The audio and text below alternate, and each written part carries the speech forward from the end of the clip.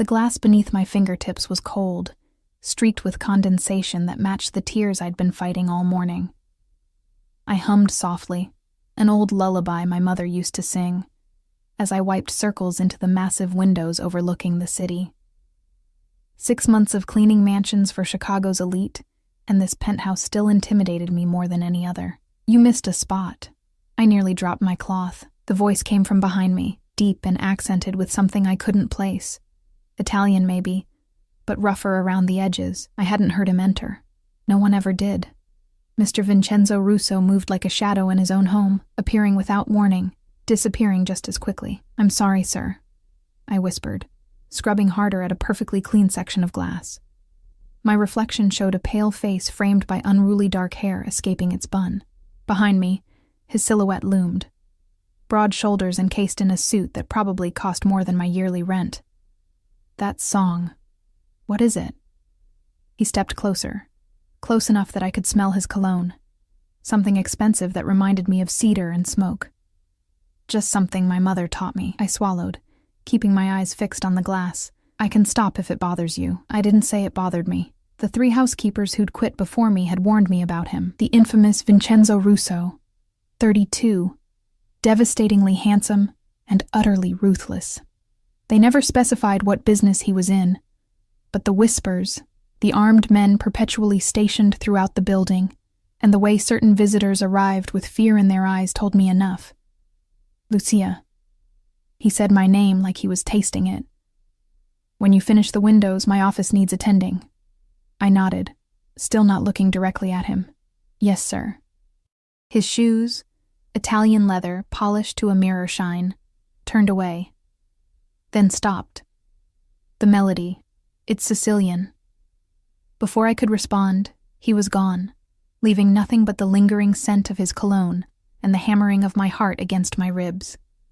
I finished the windows methodically, still humming, but more quietly now, conscious of ears that might be listening. The penthouse was eerily silent most days. Mr. Russo rarely entertained guests here. This place seemed to be his sanctuary, not a showcase like the homes of other wealthy clients. When I reached his office, I knocked softly despite knowing it was empty. He was never there during cleaning hours, a rule his head of security, Marco, had emphasized repeatedly on my first day. "Mr. Russo values his privacy," he'd said, his hand resting casually on the gun beneath his jacket. "Clean what you're told to clean. Don't touch anything else." The office was immaculate as always. Not a paper out of place on the mahogany desk. Not a speck of dust on the leather-bound books lining the walls. I dusted silently, the song dying in my throat. This room always felt like entering a confessional. Sacred, secretive, dangerous. I was reaching for the crystal decanter to polish it when I heard the door open. Spinning around, I found myself face to face with Mr. Russo himself, breaking his own cardinal rule. "Sir, I'm sorry, I was just—" "Sing it again." His voice was soft but carried the unmistakable weight of a command. What? The song. "Sing it." He closed the door behind him, leaning against it. The room suddenly felt smaller, the air thicker. I clutched the polishing cloth against my chest like a shield. "I don't really sing in front of people, sir." His dark eyes narrowed slightly. "You were singing for the past hour." I was humming. "It's different." I bit my lip, immediately regretting the show of defiance. To my surprise, one corner of his mouth lifted in what might have been the ghost of a smile. "You're not afraid of me." It wasn't a question, but I answered anyway. "I'm terrified of you, sir." That almost smile widened slightly. "Yet you argue." My hand trembled, and I set down the crystal before I could drop it. "I should finish cleaning the other rooms. Sing for me, and you can go." I stared at him, trying to understand what was happening. Vincenzo Russo was notorious for many things, but musical appreciation wasn't one of them. The women who came and went from his life, models, actresses, socialites, were paraded on his arm at events, then discarded within weeks. None lasted, none mattered. And here he was, demanding a song from his maid. I took a shaky breath and began to sing softly, the Sicilian lullaby flowing from memory. my grandmother's voice echoing in my mind as I formed the unfamiliar words. I didn't understand their meaning, only their melody. Mr. Russo's expression changed as I sang. Something flickered behind those impenetrable eyes. For a moment, he looked almost human. When I finished, the silence felt heavy between us. "Where did you learn that?" he asked finally, his voice strangely rough. "My grandmother. She came from Sicily as a girl. What was her name?" The question seemed innocent, but nothing about this man was innocent. "Rosalia Marino." Something dangerous flashed across his face. "From which part of Sicily?" "Palermo, I think. Why?" He straightened, adjusting his cufflinks, gold, emblazoned with what looked like a family crest. "You may go, Lucia. Return tomorrow as usual." I slipped past him, careful not to brush against his suit, feeling his eyes tracking my movement until I disappeared from view.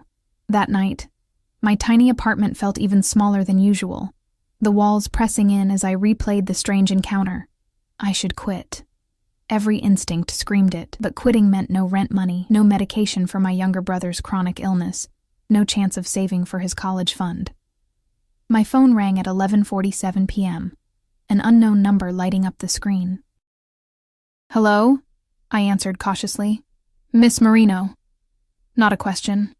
The voice belonged to Marco, Mr. Russo's security chief. "Your services are required tomorrow evening. A private event. Mr. Russo specifically requested you." My stomach dropped. "I don't do events. I'm just the regular house cleaner."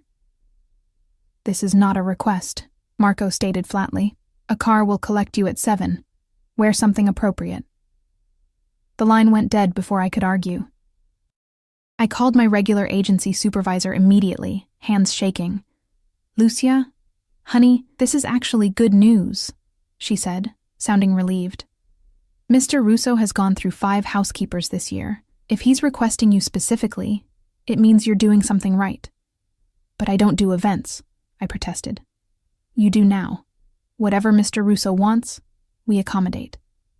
Her tone softened slightly. "Look, these private events pay 3 times your normal rate. One night could cover your brother's medicine for months." After we hung up, I sat on my bed staring at the wall. 3 times my normal rate. Medicine for months. I couldn't say no. The next day passed in a blur of anxiety.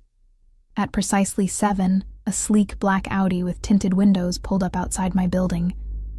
The driver, another suit-wearing man with the unmistakable bulge of a shoulder holster, opened the door wordlessly. The car took me not to the penthouse but to a sprawling estate on the outskirts of the city, guarded by an imposing iron gate and men with earpieces. As we drove up the winding driveway, I clutched my small purse, wishing I'd had something better to wear than my only nice dress.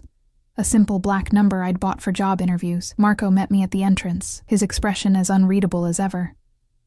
"You're not here to clean," he said before I could ask. "Mr. Russo wants you to sing." "Sing?" I echoed incredulously. "The Sicilian songs. Follow me." He led me through a mansion that made the penthouse look modest. Marble floors, crystal chandeliers, priceless art adorning every wall. Dozens of well-dressed guests mingled, champagne glasses in hand. I felt painfully out of place, acutely aware of my drugstore makeup and sensible shoes. Marco guided me to a small anteroom off the main hall. "Wait here. Mr. Russo will come for you." Alone, I paced the ornate room, heart thundering. This was madness. I was a housekeeper, not a performer. What was Mr. Russo playing at? The door opened and he entered, devastatingly elegant in a black tuxedo that fit him like a second skin. His dark hair was perfectly styled, his jawline sharp enough to cut glass. Up close, the scar that ran along his right cheekbone was more noticeable, a silver line that somehow only enhanced his dangerous beauty. "Lucia," he said, those dark eyes assessing me from head to toe. "You came. Did I have a choice?" The words slipped out before I could stop them. That ghost of a smile appeared again. "We always have choices. Some are simply more painful than others." He crossed to a cabinet, removing a velvet box. "Your dress is inadequate for tonight's gathering." The blunt assessment stung, though he wasn't wrong. "I'm sorry. It's all I have." "Which is why I procured this. He opened the box, revealing a necklace of sapphires that caught the light like captured stars. To elevate your appearance, I stepped back. I can't accept that. It's not a gift. It's a costume for your performance. He moved behind me before I could protest further, his fingers brushing my neck as he fastened the necklace. The weight of it felt like a collar. Tonight, you represent me. You will sing 3 songs, the lullaby and 2 others your grandmother taught you. You will speak to no one without my permission. You will stay by my side. Do you understand? The jewels were cold against my skin. Why me? Why not hire a real singer? His hands came to rest on my shoulders, his breath warm against my ear. Because when you sing, you remind me of home. Something in his tone made me shiver. There was possession there, and something else I couldn't name, a hunger that had nothing to do with music. My grandmother would say the devil always misses heaven, I whispered. His laugh was low and without humor. Then she would be right about me. He turned me to face him, lifting my chin with one finger. One night, Lucia. Give me this one night, and your brother's medical bills disappear. Permanently. My blood froze. How do you know about my brother? I know everything about the people who enter my home. His thumb brushed my lower lip, the gesture strangely intimate. Do we have an agreement? I should have been terrified. I was terrified, but beneath the fear lay something else. A dangerous curiosity about the man behind the monster. We have an agreement. Good. He offered his arm. Remember, you're mine tonight. Play your part well. I took his arm, the sapphires heavy around my throat, and stepped into a world I never should have entered. A beautiful, treacherous world where Vincenzo Russo reigned supreme, and I was nothing but a songbird in a gilded cage. What I couldn't have known then was that the cage door would soon close behind me, trapping me in a game where music was merely the opening move, and my heart would become the ultimate prize. The ballroom fell silent when I began to sing. Standing beside a grand piano, jewels I didn't own adorning my throat, I closed my eyes and let my grandmother's songs fill the cavernous space.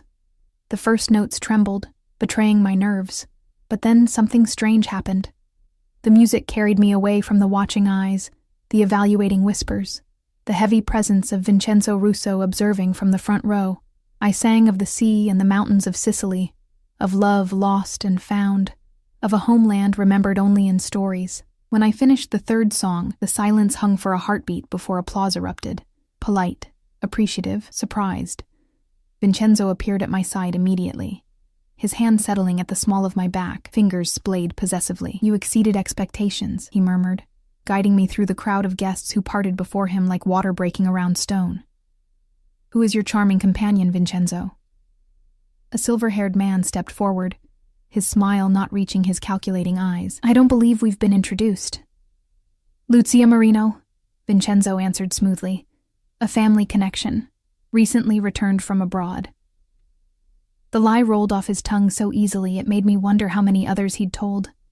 The older man's eyes narrowed slightly, evaluating me with newfound interest. Marino. From Palermo, perhaps. His Italian accent was more pronounced than Vincenzo's. Before I could answer, Vincenzo's grip tightened imperceptibly against my back. Lucia doesn't discuss family matters, Salvatore. Surely you understand. The warning in his tone was unmistakable. Salvatore inclined his head slightly, a gesture of deference that seemed at odds with the challenge in his eyes. Of course. Family is everything. He kissed my hand, holding it a moment longer than necessary. Your voice is a gift, Miss Marino. Perhaps you might sing for my gathering next month. Lucia's schedule is quite full, Vincenzo interjected. If you'll excuse us. He steered me away, his posture rigid. Once we were safely across the room, he leaned close, lips brushing my ear. You don't speak to Salvatore Catalano. Ever. Do you understand? I nodded, trembling slightly at the intensity in his voice.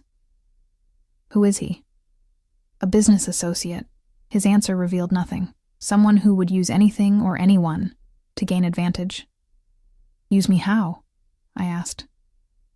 His dark eyes studied my face. You really have no idea who your grandmother was, do you?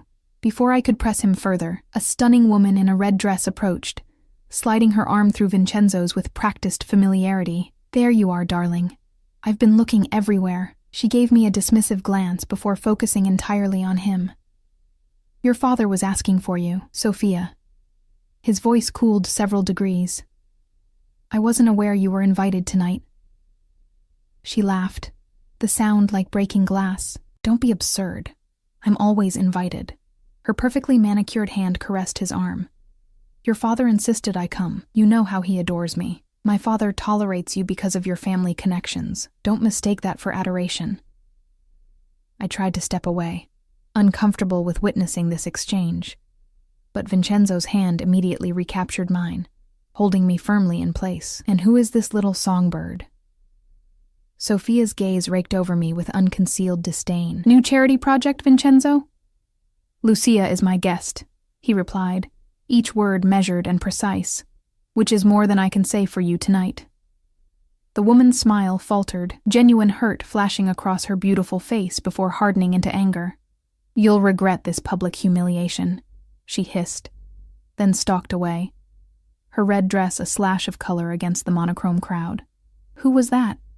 I whispered, once she was out of earshot. "No one of importance." He guided me toward a set of French doors leading to a garden terrace. "Some air would be beneficial. You look pale."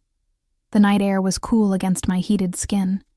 Fairy lights twinkled among the manicured hedges, creating the illusion of stars brought down to earth. We were alone on the terrace, though I could see security personnel stationed at discreet distances, their vigilant eyes scanning constantly. "Your singing tonight has created complications," Vincenzo said after a long silence, staring out at the darkened garden. "I don't understand." "No, you wouldn't." He sighed, running a hand through his perfect hair, momentarily disheveling it. The gesture seemed strangely vulnerable, at odds with his fortress-like demeanor. "Your grandmother, Rosalia Marino, was she married to Antonio Marino?" I blinked in surprise. "Yes.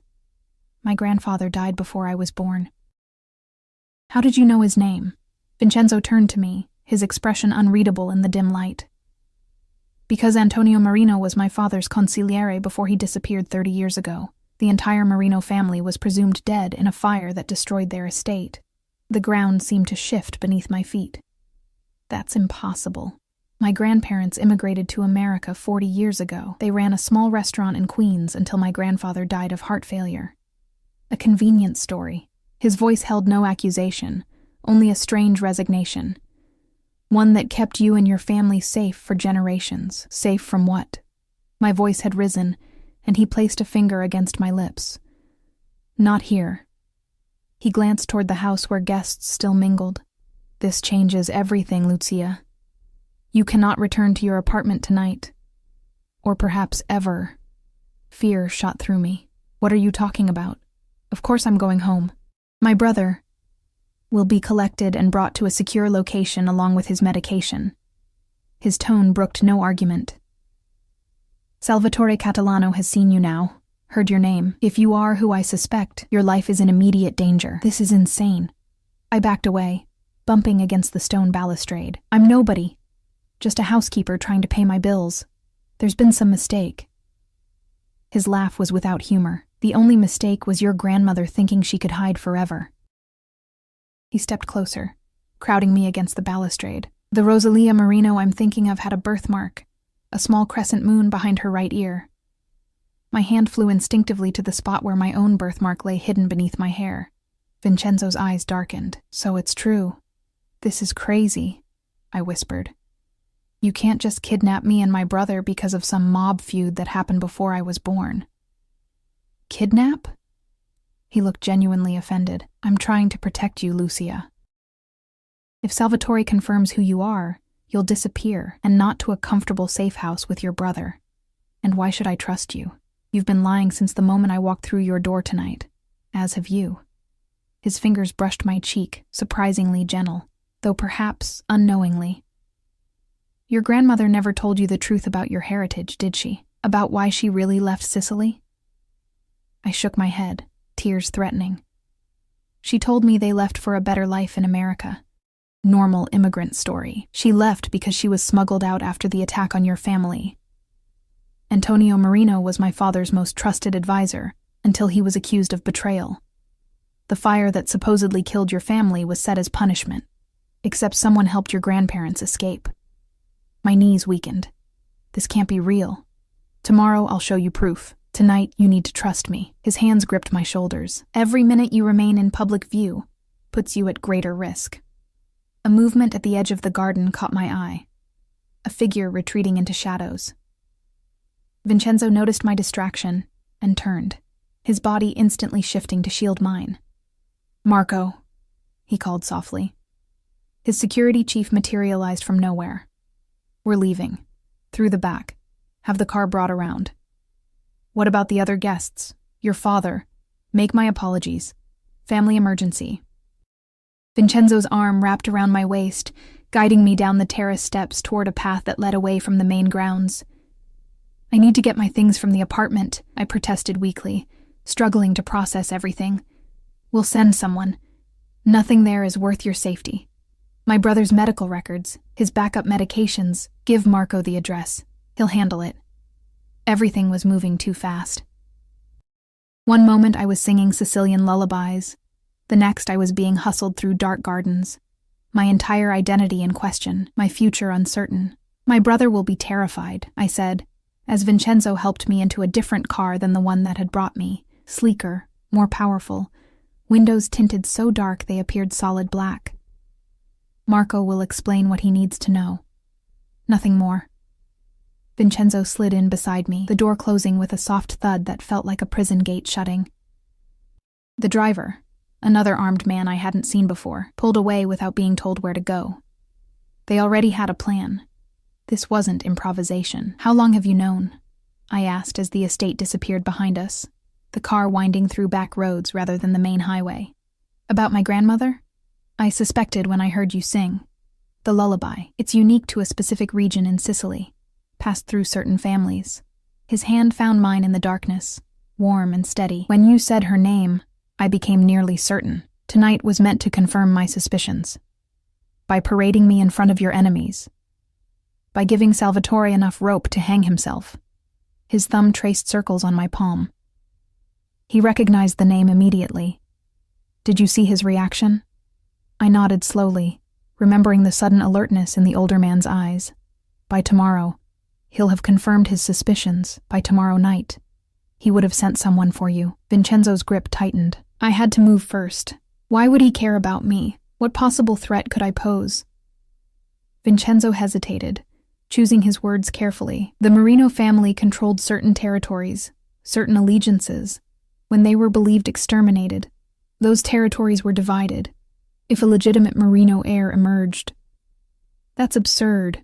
I don't want territories or power or whatever else you're talking about. The absurdity of the conversation struck me suddenly, drawing a slightly hysterical laugh. "I'm a housekeeper with a community college degree and a mountain of medical debt. I clean your toilet, for God's sake." "Not anymore," he said with finality. The car turned down a private road I didn't recognize, approaching a massive gatehouse. Guards with visible weapons checked the vehicle before allowing us to pass through. "Where are we?" I asked as we drove up a winding driveway, dense forest obscuring any view of what lay ahead. "My private residence. I thought the penthouse was your residence." "The penthouse is for business. This is home." The house that emerged from the trees was not what I expected. Rather than another modern glass and steel showpiece, this was a classic stone mansion. Timeless and elegant, with warm lights glowing from within. "Only a handful of people know this place exists," Vincenzo said, as the car stopped at the entrance. "You'll be safe here until we resolve the situation." "And how exactly do we resolve it?"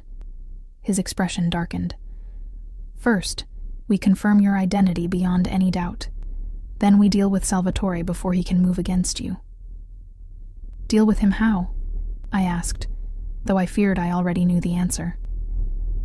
Vincenzo didn't respond, simply exiting the car and extending his hand to help me out. The night air was cooler here outside the city, carrying the scent of pine and distant water. An elderly woman waited at the entrance, her severe expression softening when she saw Vincenzo. "You're late," she chided in heavily accented English. The boy arrived 20 minutes ago. He's quite upset. Matteo's here? I pushed past Vincenzo, rushing toward the door. Where is he? Your brother is in the East Wing guest room, the woman said. I've given him something to help him sleep. The journey was stressful for him. I rounded on Vincenzo. You drugged my brother? Mrs. Gallo gave him a mild sedative at his request. Vincenzo replied calmly. He was having difficulty breathing from anxiety. The medication was his own. The fight drained out of me. I need to see him. Mrs. Gallo, whom I assumed was some kind of housekeeper, nodded. I'll take her. The boy should have a familiar face when he wakes. Thank you, Sophia. Vincenzo touched the older woman's shoulder with unexpected affection. Please show Miss Marino to her brother, then to her room. I have calls to make. As Sophia led me through the house, a place of old-world elegance, all rich woods and tasteful antiques, I glanced back to see Vincenzo watching me go. His expression troubled in a way I hadn't seen before. For the first time, I wondered if perhaps he was as trapped in this situation as I was, caught in a legacy neither of us had chosen. I found Matteo sleeping peacefully, his breathing equipment set up precisely as it was at home, his medications arranged neatly on the nightstand. Someone had even brought his favorite pillow and the worn stuffed bear he'd had since childhood, the one he claimed he kept ironically, but couldn't sleep without. Sinking into a chair beside his bed, I brushed his dark hair from his forehead, so similar to mine, to our grandmother's. Was there truth to Vincenzo's wild claims? Were we really descendants of some Sicilian crime family? The idea seemed ludicrous, yet the speed and efficiency with which Vincenzo had uprooted our lives suggested resources and motivations beyond a simple case of mistaken identity. Your room is across the hall, Sophia said quietly from the doorway. There are clothes in the closet that should fit. If you need anything during the night, press the intercom button. Someone is always on duty. We're prisoners here, aren't we? I asked, not looking away from my sleeping brother. The old woman clicked her tongue. If Vincenzo wanted prisoners, he has less comfortable accommodations. No, child. You're under protection. Is it true? About my grandmother? Sophia hesitated, her weathered face revealing conflict. It's not my story to tell, but I will say this. When Vincenzo mentioned your name tonight, I knew immediately. You have her eyes. Her spirit, too, I think. You knew my grandmother. Get some rest, she said, ignoring my question. Tomorrow will bring many revelations. You'll need your strength. Left alone with my sleeping brother, I felt the weight of the day crash down upon me. In the span of 24 hours, I'd gone from anonymous housekeeper to... What? Heir to some criminal enterprise? Target of a blood feud? Protected asset of Vincenzo Russo? A man I barely knew yet who claimed to know everything about me? I crossed to the window, looking out at moonlight silvering the tops of pine trees. Somewhere beyond them lay Chicago, my apartment, my normal life. A life I suddenly feared might be gone forever, replaced by one where Sicilian lullabies were dangerous, birthmarks were identifying marks, and dark-eyed men with scars guarded you while simultaneously holding you captive. What troubled me most as I prepared for sleep wasn't the danger or the uncertainty. It was the treacherous feeling deep inside that whispered this chaotic new reality might actually be where I belonged all along. Morning arrived with sunlight streaming through unfamiliar curtains and the disorienting moment of waking in a strange place. For a few seconds, I couldn't remember where I was. Then everything flooded back. The singing, Vincenzo's revelations, the hasty escape, Matteo being brought here. I sat up, finding myself in silk pajamas I didn't remember putting on. The bedroom was spacious and elegant, decorated in shades of cream and blue. A soft knock at the door made me pull the covers higher.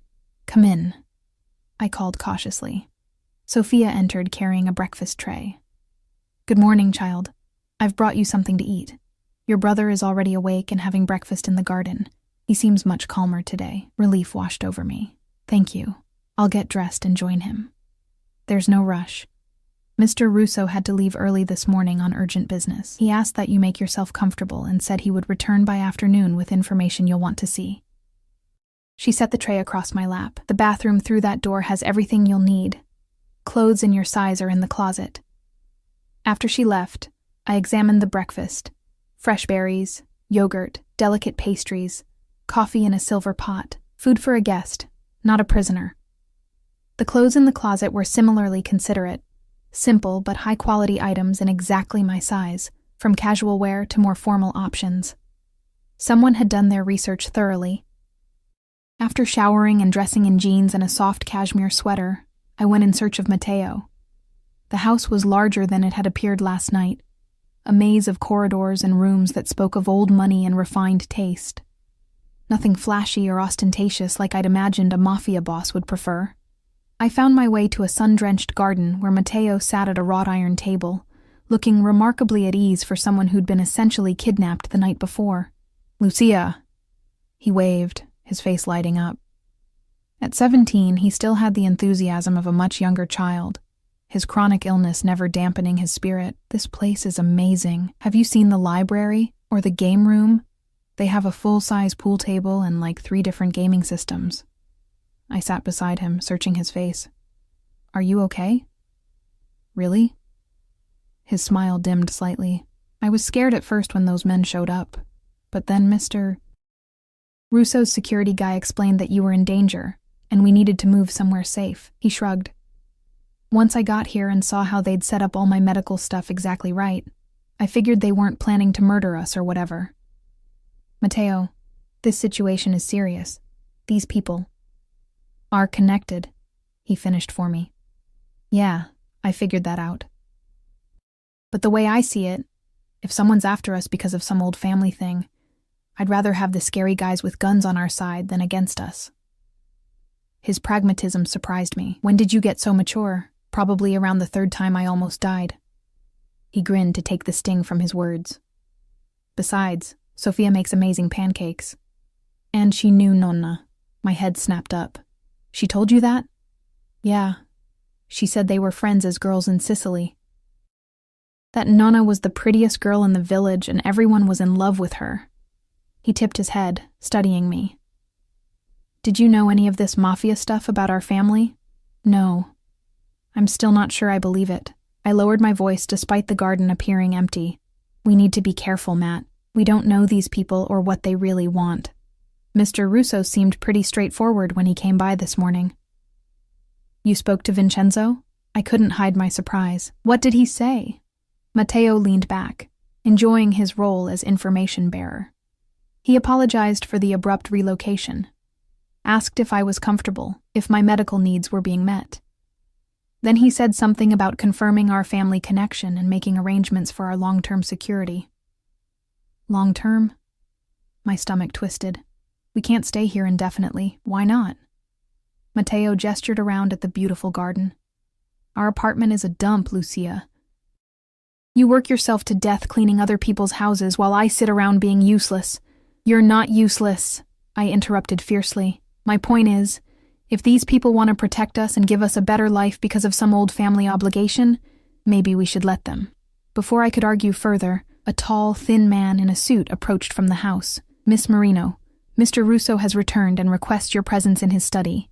Your brother is welcome to continue exploring the grounds with Carlos." He gestured toward a younger man standing a respectful distance away. Matteo grinned. "Carlos already promised to show me the garage. Apparently there's a collection of vintage cars." I squeezed his hand. "Be careful." "Always am," he replied easily. "Go find out about our mysterious family history. I want all the details." I followed the suited man back through the house, trying to memorize the route through the labyrinthine corridors. We passed several security personnel stationed at key points, all armed, all watching with careful eyes. The study was a warm space of leather and mahogany, walls lined with books, a massive desk dominating one end. Vincenzo stood gazing out a window, his broad shoulders tense beneath his tailored shirt. He turned when I entered, his dark eyes immediately finding mine. "You slept well?" he asked, dismissing the man who had escorted me with a nod, "as well as can be expected when you've been told your life is a lie and you're in mortal danger." His mouth quirked slightly. "Fair enough." He gestured to a seating area near a fireplace. "Please sit. What I have to tell you will take some time." I perched on the edge of an armchair, refusing to sink into its comfortable embrace. "Before you start, I need to know how long you intend to keep us here." "That depends on several factors." He sat opposite me, his posture relaxed despite the tension in his eyes. including how you respond to what I'm about to show you." He placed a leather portfolio on the table between us. These documents were in my father's private safe. They concern the Marino family, your family, and the events that led to their supposed extinction 30 years ago. With hesitant hands, I opened the portfolio. Inside were photographs, letters, newspaper clippings, all in Italian, some yellowed with age. One photograph showed a large family gathered on the steps of a villa, perhaps 20 people of various ages. "That was taken at the Marino estate in Palermo, 1989, Vincenzo said softly. "The last family gathering before the attack." My eyes scanned the faces, stopping abruptly on a young woman at the edge of the group. Even in the faded photograph, I recognized her, my grandmother, at least 40 years younger, beautiful and vibrant. Beside her stood a handsome man with his arm around her waist, and in her arms. "Is that my mother?" I whispered, touching the image of a toddler with dark curls. Vincenzo nodded. "According to the records, your mother was 2 years old when this was taken. Elena Marino." My throat tightened. My mother had died when I was 8. Matteo just a baby. She'd never spoken of Sicily or family history, or if she had, I was too young to remember. "What happened to them?" I asked, turning to the newspaper clippings. "Antonio Marino, your grandfather, was my father's consigliere, his most trusted advisor. There was a conflict with the Catalano family over territory and influence. Salvatore's father, Dominic, accused Antonio of betraying family secrets, of working with the authorities." Vincenzo's voice remained steady, reciting history. "My father didn't believe the accusations, but others in the organization did. One night, while most of the family was gathered for dinner, the Marino estate was attacked. A fire was set, and guards posted to ensure no one escaped.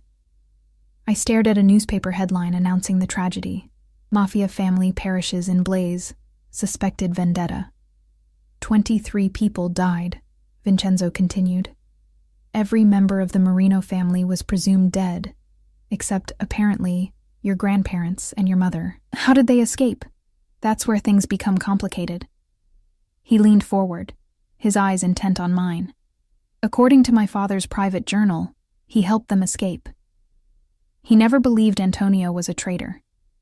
He arranged false documents, passage to America, new identities. My father kept the secret his entire life. Told no one, not even me. I only discovered the truth after his death last year. I struggled to process what he was telling me. So your father saved my family, but now this Salvatore person wants to finish what his father started. Why?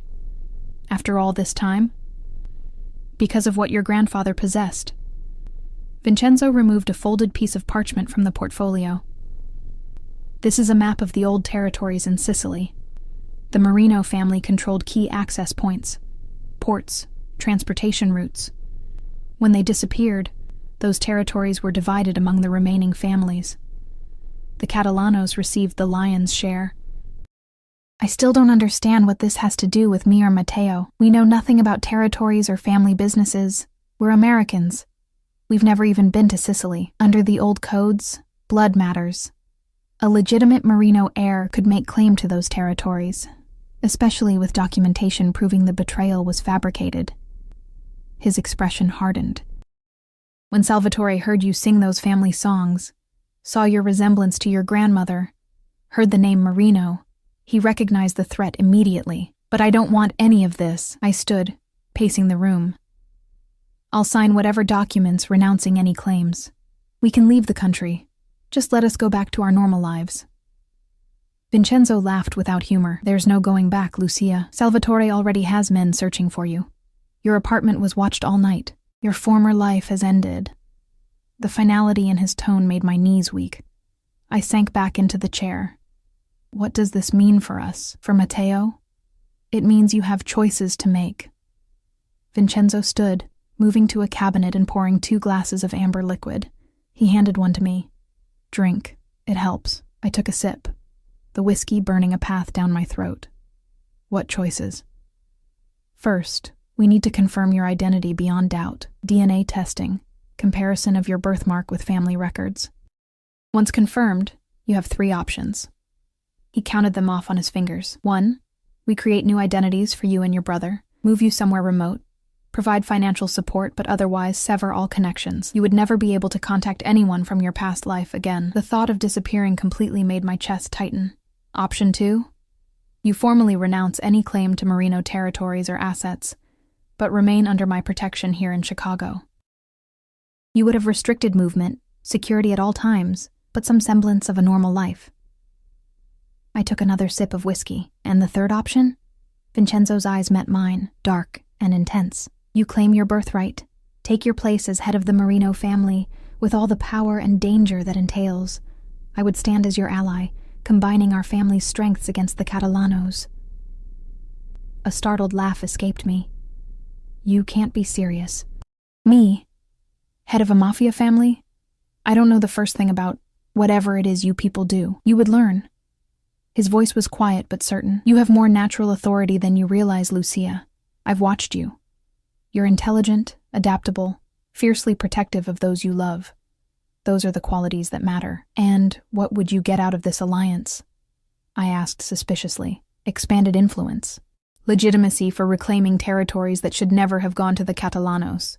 And... He hesitated, an unfamiliar uncertainty crossing his features. The resolution of a debt my father felt he owed yours. He believed until his death that he should have done more to save the entire family, not just your grandparents. I set down my glass, my head spinning with implications. I need time to think, to talk to Matteo. Of course. Take today to consider. Tomorrow, we begin the verification process. He stepped closer, too close for comfort. But know this, Lucia, whatever you decide, you're under my protection now. No one will harm you or your brother while I draw breath. The intensity in his declaration made my pulse quicken. Why do you care so much? Is this really just about old family debts and business territories? Vincenzo's hand reached out, fingers brushing a strand of hair from my face with surprising gentleness. Perhaps I see something of myself in you. Someone thrust into a world they didn't choose, forced to adapt quickly to survive. His touch lingered at my cheek. Or perhaps I simply can't bear the thought of that voice of yours being silenced. The intimacy of the moment was shattered by a sharp knock. Marco entered without waiting for a response, his expression grave. Sir, we have a situation. Salvatore Catalano is requesting a meeting. He claims to have information about unauthorized activities in our territory. Vincenzo's expression hardened instantly, the vulnerability I'd glimpsed vanishing behind a mask of cold authority. Tell him I'll meet him at the club at 8. Standard security protocols. Marco nodded, his eyes flickering briefly to me before he left. Vincenzo turned back, his demeanor transformed into the dangerous man I'd first encountered. I need to handle this. Sophia will show you back to your brother. He moved toward his desk. Stay within the grounds today. The security team has orders to keep you safe, even from yourself if necessary. What will you tell Salvatore about me?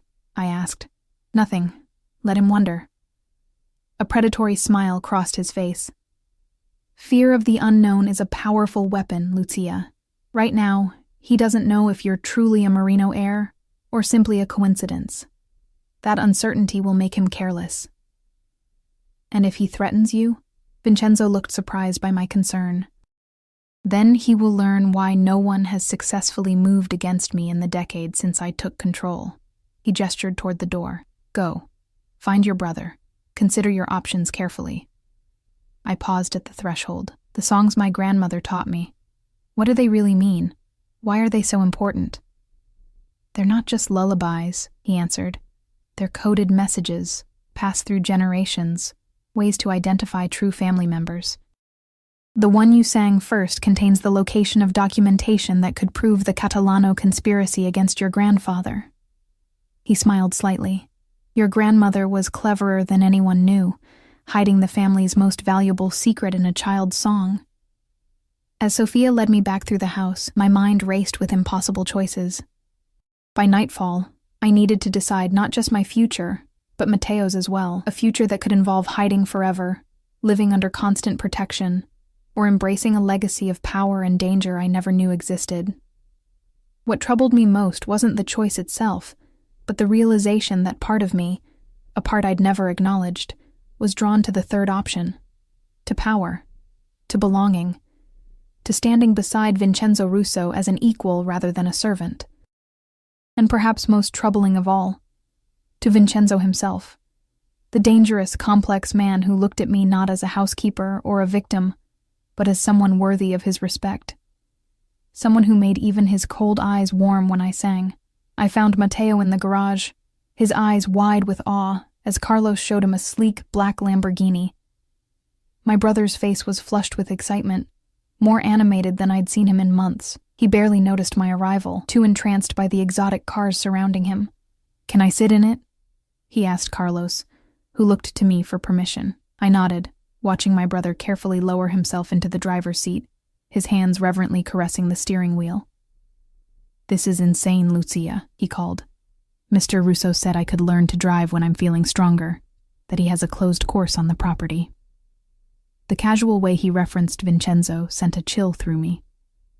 One day in this world, and already Matteo was being seduced by its luxuries and promises. "We need to talk," I said, trying to keep my voice light. "Privately." Reluctantly, he extracted himself from the car and followed me outside to a stone bench overlooking a koi pond. The property was even more extensive than I'd realized, stretching for what seemed like acres in every direction, ringed by dense forest and high walls. "So what's the verdict?" Matteo asked once we were alone. "Are we secret Mafia royalty or what?" I showed him the photograph of our grandparents and mother, watching his face as he studied it. "That's definitely Nonna," he whispered, touching our grandmother's young face. "And Mom. She's so tiny." He looked up, eyes shining. "This is real, isn't it? It appears so." I explained everything Vincenzo had told me. The family history, the territory disputes, the options before us. Matteo listened intently, asking occasional questions, his expression growing more serious with each revelation. "So this Salvatore guy wants us dead because we might have claimed to some old shipping routes?" he asked when I finished. "It's more complicated than that, but essentially yes." He was quiet for a long moment, watching the fish swim lazy circles in the pond. "What do you want to do?" "I want us to be safe. That's all that matters. But if we just run away with new identities, we'd be giving up everything. Mom's memory, Nonna's sacrifice." He frowned. "And we'd always be looking over our shoulders, wondering if they'd found us again." His insight surprised me. "The alternative is dangerous, Matt. Claiming our place in this world means accepting everything that comes with it, including the violence. I've been living with the threat of death my entire life," he replied with unexpected bitterness. "At least this way, the threat comes from something I can fight, not just bad genetic luck." "Matteo." "No, listen. You've spent years sacrificing everything for me. Your education, your dreams, any chance at a normal life. You clean houses and come home exhausted because my medications cost more than rent." His voice cracked slightly. "What if this is our chance to change all that? To take control for once?" I stared at him, this boy-becoming man who saw so much more than I gave him credit for. "It's not that simple. Nothing worth doing ever is." He squeezed my hand. "And for what it's worth, I've seen how Mr. Russo looks at you. That's definitely a factor worth considering." Heat rushed to my face. "Don't be ridiculous." Matteo grinned. "I'm sick, not blind. The guy's clearly obsessed with you. Sophia says he's never brought anyone to this house before, not even his family." "Sophia talks too much," I muttered. "She says his father was cold, cruel. That Vincenzo became like him to survive, but there's still goodness underneath." Matteo shrugged. "Maybe you bring that out in him. When did you become such a romantic?" I tried to deflect, uncomfortable with the direction of the conversation. "Around the time I realized life's too short to waste opportunities." He stood, stretching carefully. "I'm going to rest before dinner. Think about what I said, okay? Sometimes the most dangerous choice is actually the safest." After he left, I wandered the grounds alone, tracing paths through immaculate gardens and past a shimmering swimming pool. Security personnel maintained a respectful distance, visible but not intrusive. The surreal peace of the estate contrasted sharply with the chaos of my thoughts. By late afternoon, dark clouds gathered on the horizon, bringing with them a chill that drove me back indoors. I found myself drawn to the music room I'd glimpsed earlier, a space with high ceilings, warm acoustics, and a gleaming grand piano. Sitting at the keyboard, I began to play one of the Sicilian songs, singing softly, thinking about hidden meanings and family secrets woven into the melodies.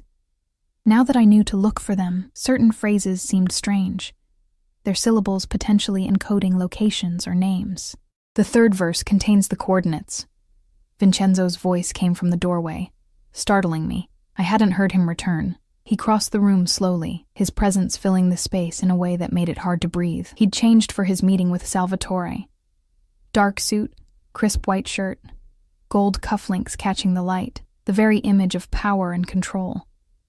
Coordinates to what? I asked, my fingers still resting on the keys. A safety deposit box in Zurich. It contains documentation proving the Catalanos fabricated evidence against your grandfather, proving they were the real traitors. He sat beside me on the bench, our shoulders almost touching. Your grandmother was clever, teaching you songs that contained the keys to your inheritance without ever telling you what they meant. She was protecting us. Yes, but perhaps she also knew that someday you might need this knowledge. That someday you might choose to reclaim what was taken from your family. His proximity was distracting, the subtle scent of his cologne mixing with something darker.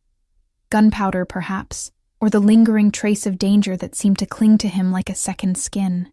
You've already decided what you think I should do, I observed. A ghost of a smile touched his lips. I have my preferences, yes, because it benefits your business. Because it's what you deserve. His hand covered mine on the keyboard, warm and unexpectedly gentle. I've watched you, Lucia, watched how you hold your head high while cleaning the homes of people who barely acknowledge your existence. How you sacrifice everything for your brother without resentment. How you sing those ancient songs with such conviction despite not knowing their meaning. His thumb traced circles on the back of my hand, sending shivers up my arm. You were born for more than scrubbing floors. You carry the blood of one of Sicily's most respected families, a family known not just for their power, but for their honor, their loyalty. I pulled my hand away, standing to put distance between us. If they were so respected, why were they massacred? Because respect breeds envy, and envy leads to betrayal. He remained seated, watching me with those intense dark eyes. The meeting with Salvatore confirmed what I suspected. He's aware of your existence, your potential claim. He's moving to neutralize what he perceives as a threat. Fear clutched at my throat. What does that mean? It means we need to accelerate our timeline. Vincenzo stood, his expression grim. A DNA test has been arranged for tomorrow morning. By tomorrow night, we need to have made a decision about your future. That's too fast. We don't have the luxury of time anymore. He approached slowly, like someone trying not to startle a skittish animal. Salvatore mentioned your brother specifically. Asked if I'd heard about a young man with a respiratory condition recently admitted to my household. That level of detail means he has informants close to us. My blood ran cold. Matteo is safe. I've doubled security and limited staff access to the East Wing. His hands came to rest on my shoulders. But we need to resolve this situation decisively, Lucia. Hiding is not a permanent solution. And making me some Mafia queen is?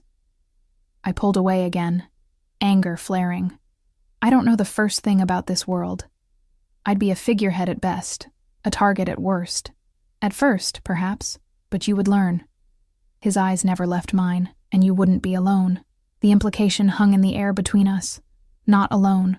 With him, the thought was both terrifying and strangely compelling. Why are you really doing this, Vincenzo? I asked softly. The truth this time. He was quiet for so long I thought he might not answer. When he did, his voice had lost its usual commanding edge, revealing something raw underneath. When I heard you singing that day in my penthouse, something broke inside me, a wall I'd built years ago. He moved to the window, staring out at the gathering storm. My father taught me that attachment was weakness, that to lead, I must remain separate, untouchable. I believed him. lived by those rules. Lightning flashed outside, briefly illuminating his profile. Then you appeared with your Sicilian songs and your defiance poorly hidden behind compliance, and suddenly I was questioning everything. He turned back to me. At first, I thought it was merely desire. That passes easily enough, but it wasn't just your beauty that haunted me, Lucia. It was your soul, your resilience, the way you carry burdens that would crush others, yet still find reason to sing. His confession left me speechless, uncertain how to respond to this glimpse of vulnerability from a man who exuded nothing but strength and control. When I discovered your potential connection to the Marino family, it seemed like fate, he continued, moving closer again. A chance to right historical wrongs while protecting something precious. I'm not a thing to be protected, I managed finally, though my voice trembled. Or possessed. No, you're not. His hand lifted to my cheek, thumb brushing across my skin. You're a force to be reckoned with, Lucia Marino. One I would rather have beside me than anywhere else. The tension between us was electric, his face inches from mine, eyes dark with an emotion I was afraid to name. For a moment, I thought he might kiss me. Part of me hoped he would, despite everything. But a sharp knock at the door broke the spell. Marco stood in the doorway, his expression carefully neutral. Sir, the lab technician has arrived for tomorrow's testing. He's setting up now. Vincenzo stepped back, his professional mask sliding into place instantly. Good. We'll be ready at 8 tomorrow morning. After Marco departed, an awkward silence filled the room. The intimate moment had passed, leaving confusion and uncertainty in its wake. You should rest, Vincenzo said finally. Tomorrow will be consequential. I nodded, already turning to leave, when his voice stopped me again. Lucia. Something in his tone made me look back. Whatever you decide, know that my offer of protection stands regardless. I will not abandon you or your brother, no matter what path you choose. The sincerity in his eyes made my heart constrict. Thank you, I whispered, then fled before my emotions could betray me further. Dinner that night was a strained affair. Matteo chatted enthusiastically about the cars and the house, while Vincenzo responded with surprising patience to his questions. I remained largely silent, watching the easy rapport developing between them, unsure whether to be grateful or concerned by their growing bond. After Matteo retired for the night, claiming fatigue, I found myself alone with Vincenzo in the elegant dining room. A crystal decanter of wine sat between us, the rich burgundy liquid catching the soft light. You're troubled, he observed, refilling my glass without asking. Wouldn't you be? 24 hours ago, my biggest concern was paying this month's rent. Now I'm contemplating whether to disappear forever or reclaim a criminal empire I never knew existed. His lips quirked. When you put it that way, it does sound rather daunting. The unexpected humor startled a laugh from me. At least you can acknowledge the absurdity. There's nothing absurd about reclaiming your birthright, Lucia. About taking back what was stolen from your family through treachery and violence. His expression grew serious again. The path won't be easy, but few worthwhile things are. And if I choose to walk away, to take Matteo and disappear, pain flashed briefly across his features before he controlled it. Then I would ensure you had everything needed for a comfortable, secure life elsewhere. New identities, financial support, medical care for your brother. You would let us go? Just like that? Not just like that, no. It would... He hesitated, choosing his words carefully. It would be difficult. But I won't cage you, Lucia. That decision must be yours. The honesty in his voice touched something deep inside me. This powerful, dangerous man was offering me a choice few in his world were ever given. Genuine agency in determining my own fate. I should sleep, I said finally, rising from the table.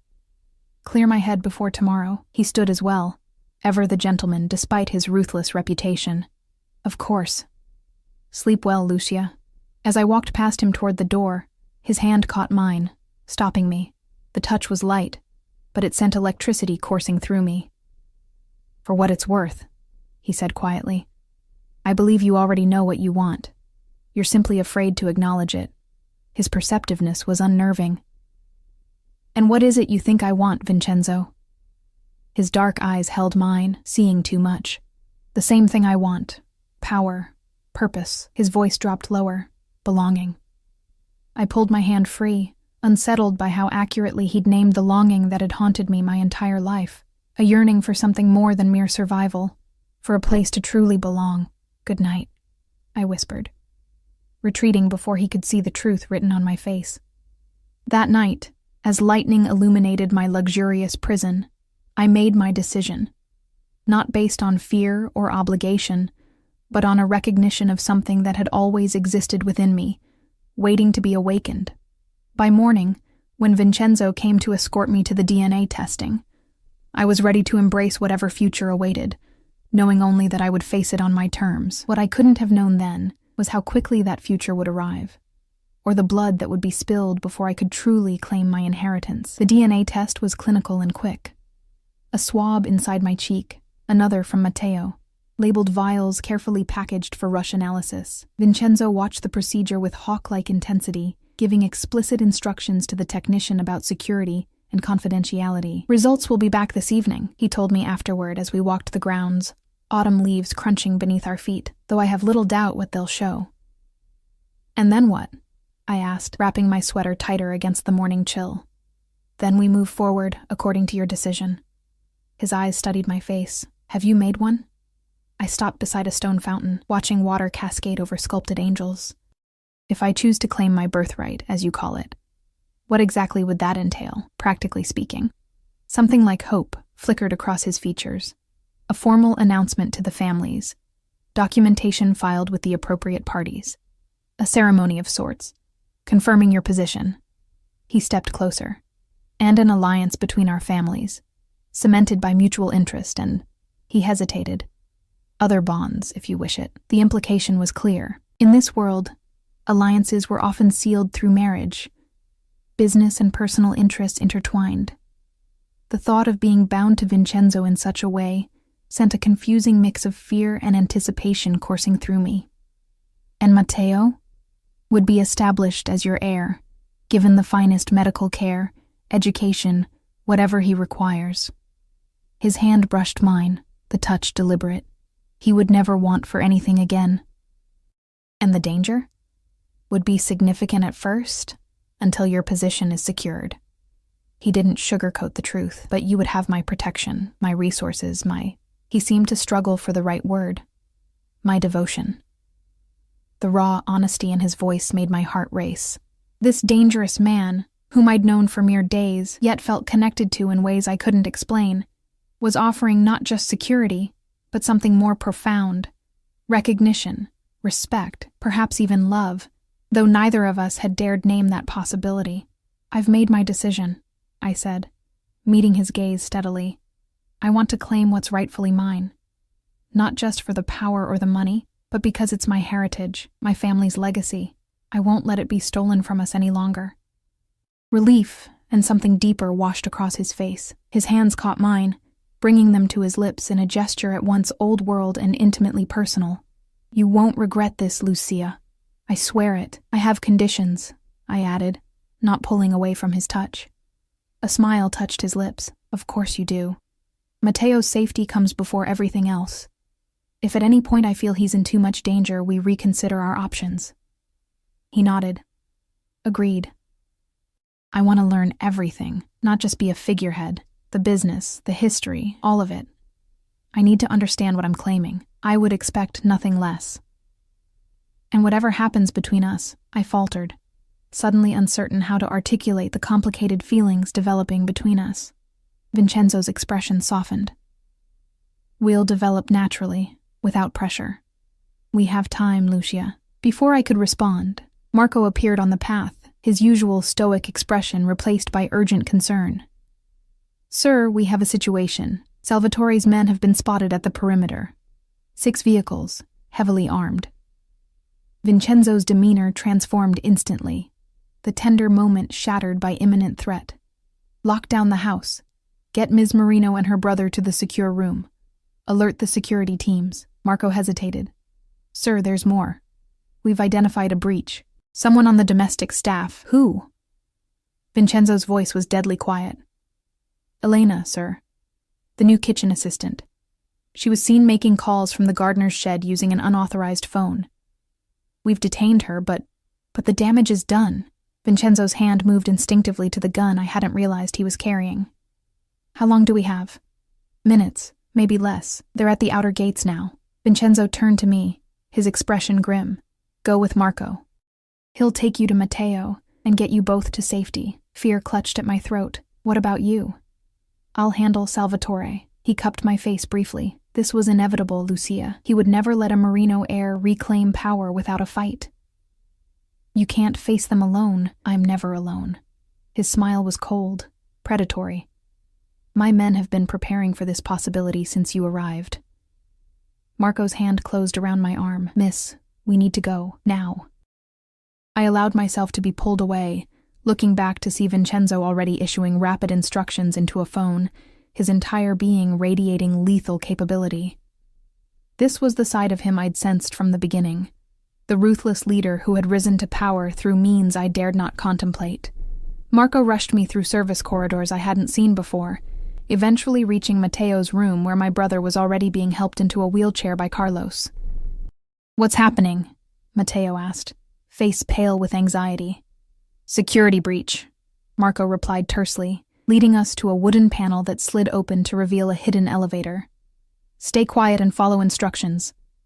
The elevator descended silently, opening into a concrete corridor that led to a reinforced door, with both electronic and mechanical locks. Marco input a code, turned a key, then ushered us into what appeared to be a luxury bunker. Sleeping quarters, supplies, communications equipment, even a medical area.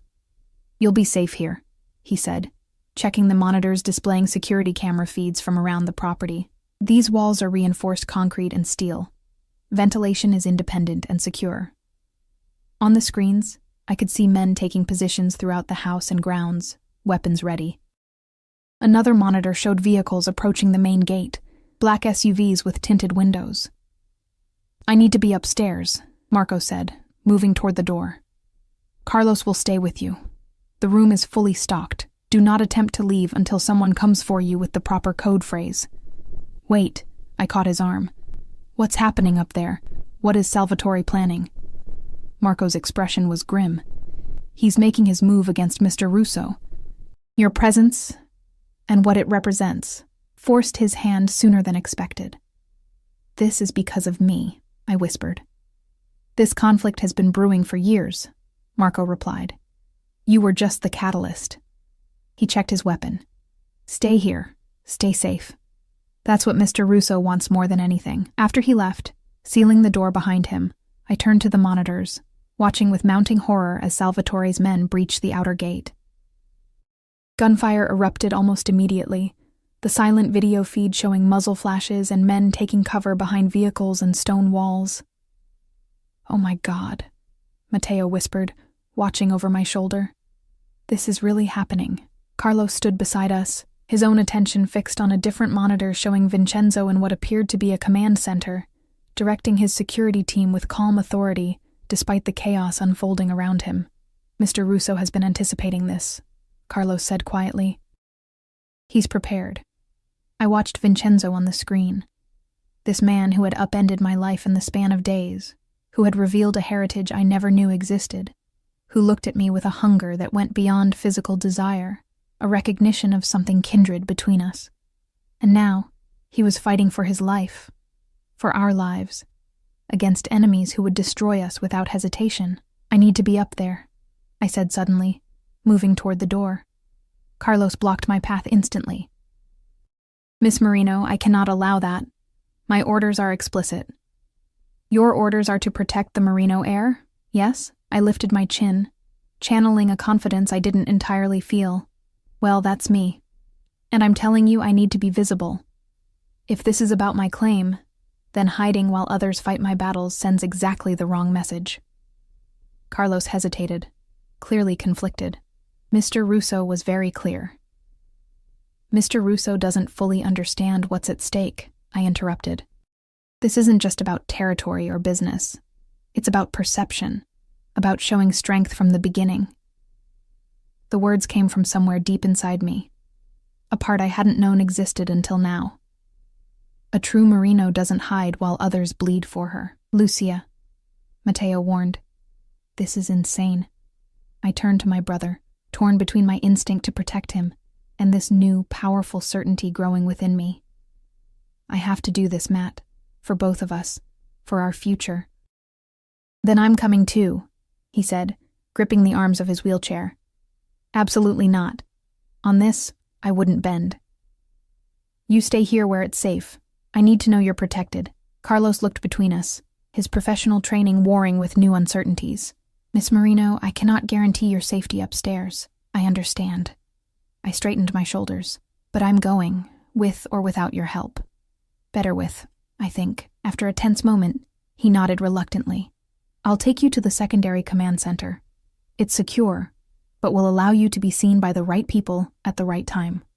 He turned to Matteo. I'm leaving 2 men with you. They'll protect you with their lives. The journey back upstairs was tense. Carlos checking each corridor before allowing me to proceed, his weapon drawn and ready. The sounds of conflict grew louder as we ascended. Shouted commands, occasional gunfire, the distant wail of sirens. The secondary command center was a fortified room with bulletproof windows overlooking the main driveway. From here, I could see Salvatore's men engaged with Vincenzo's security team, a standoff developing near the main entrance. In the center of the room, Vincenzo stood surrounded by lieutenants, his face cold with focused rage as he directed their movements. He looked up when we entered, shock and then fury crossing his features. What the hell is she doing here? I gave explicit orders. It was my decision. I interrupted, stepping forward. My fight. My choice. Get her back downstairs. He snapped to Carlos. Now. No. I moved closer, matching his intensity. If Salvatore wants war because of me, then he should see exactly who he's fighting. I won't cower in a bunker while others die in my name. Vincenzo's jaw clenched, a muscle ticking in his cheek. This isn't a game, Lucia. These men will kill you without hesitation. I know that, but hiding won't change the target on my back. I met his gaze without flinching. You said I was born for more than scrubbing floors. Well, I was also born for more than hiding in safe rooms. Something shifted in his expression. Anger giving way to reluctant respect, perhaps even pride. You are either incredibly brave or incredibly foolish. Maybe both, I admitted. But I'm here. Use that. He studied me for a long moment before nodding once, sharply. Stay behind bulletproof glass. Do not approach windows without security.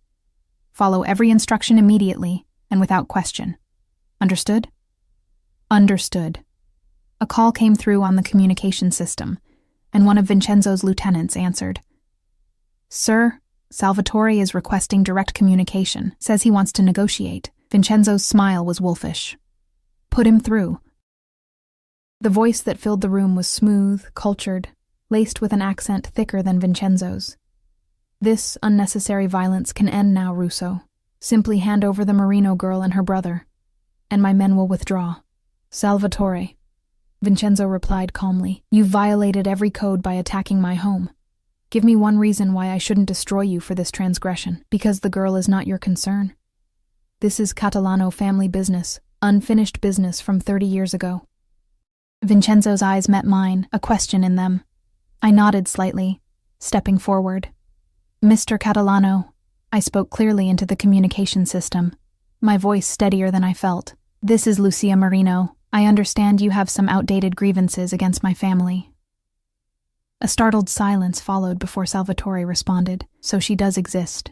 The lost Merino heir. Not lost, I corrected. Protected, and now returned to claim what rightfully belongs to my family. Amusing. Salvatore's voice hardened. A slip of a girl with no knowledge of our world, no standing, no power beyond what Russo provides. You're nothing but a pawn, child. Perhaps, I conceded. But pawns can become queens if they advance boldly enough, and I have evidence proving your father fabricated the charges against my grandfather. Evidence that would interest many parties. Another silence, longer this time.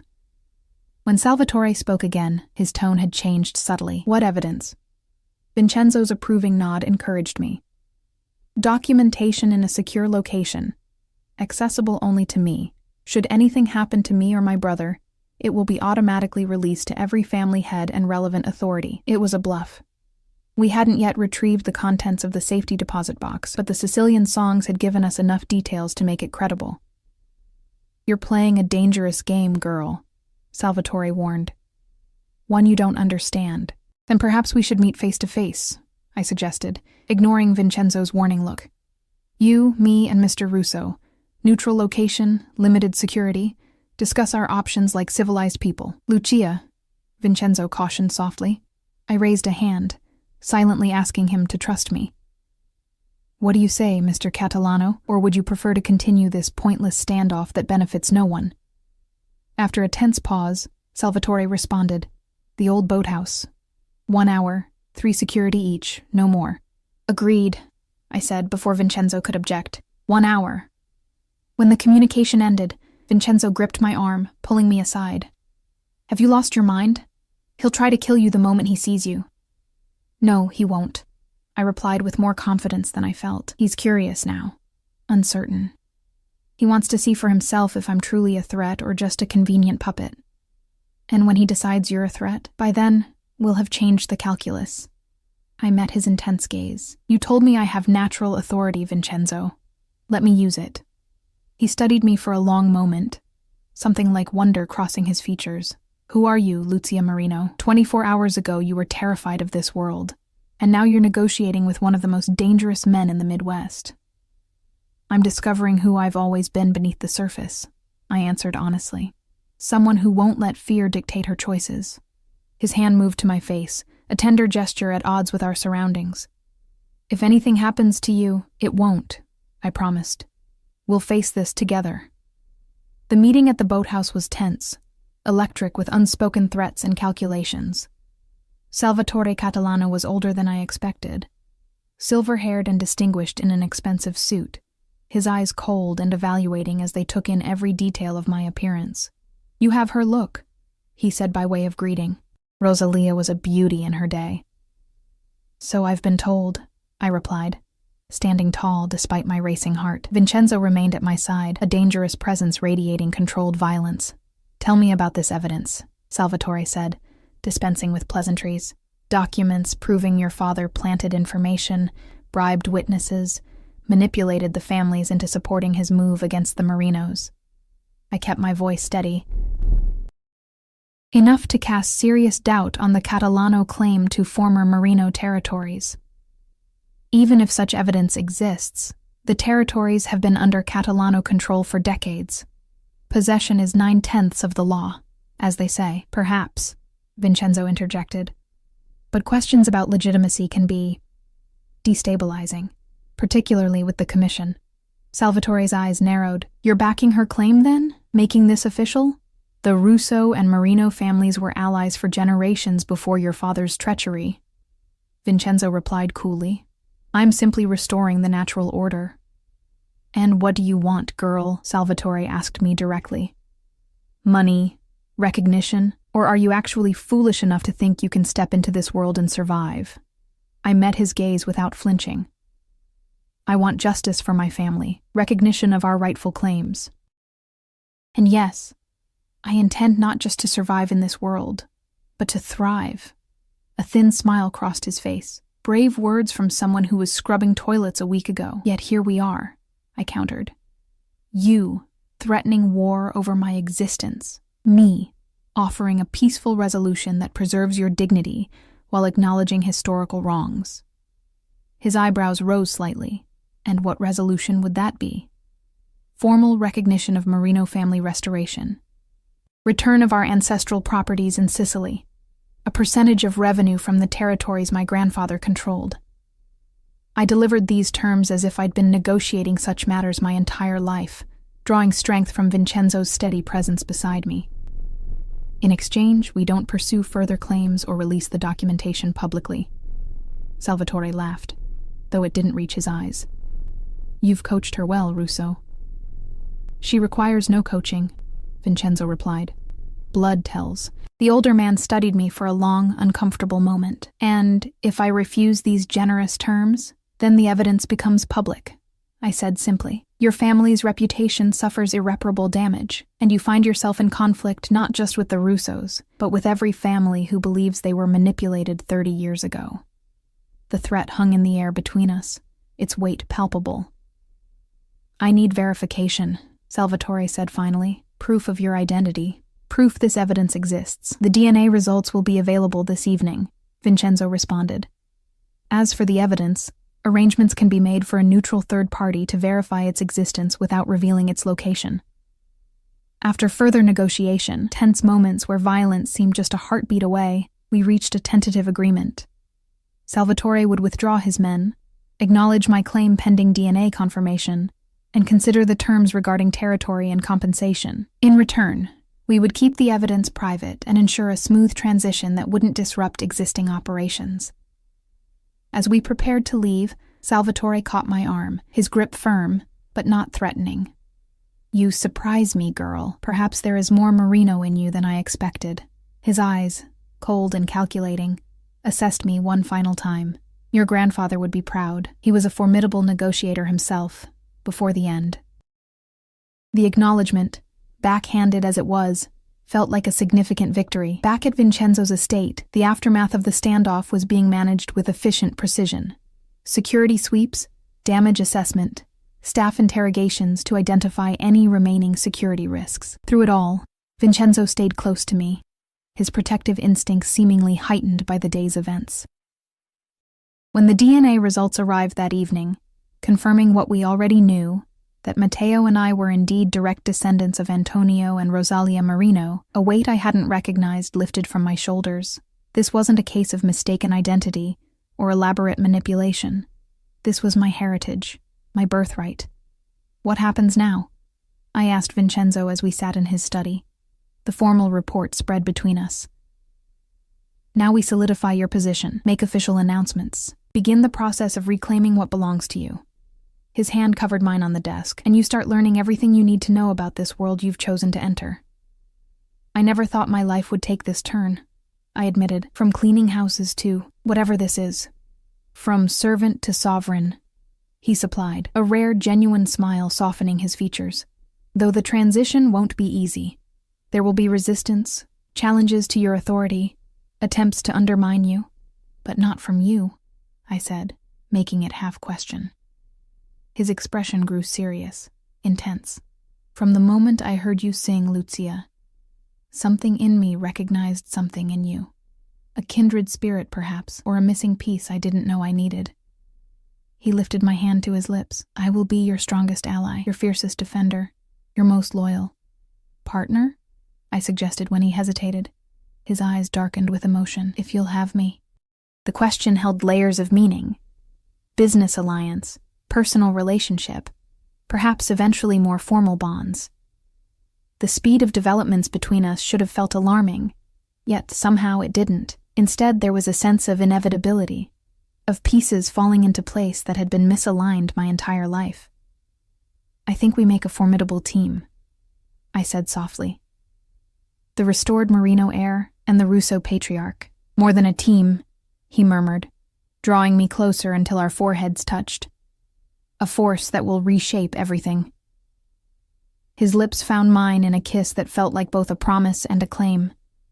Tender yet possessive, gentle yet demanding.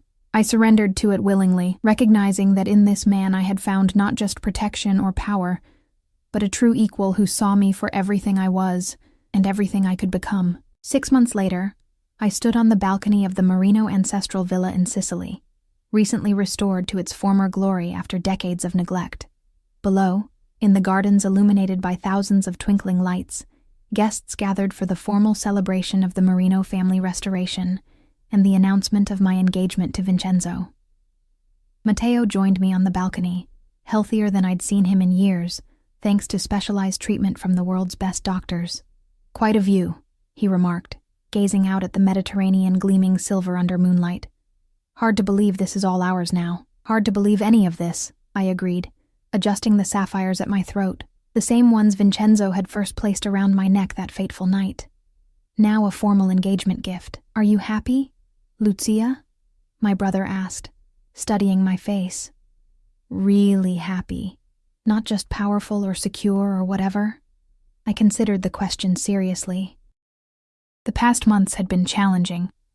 Learning family histories and business operations, navigating complex politics between rival factions, establishing my authority in a world traditionally dominated by men. There had been threats, setbacks, moments of doubt, but there had also been exhilaration in discovering capabilities I never knew I possessed. Pride in watching Matteo flourish, and deepening connection with Vincenzo, whose ruthlessness in business was matched by unexpected tenderness in private moments. Yes, I answered honestly.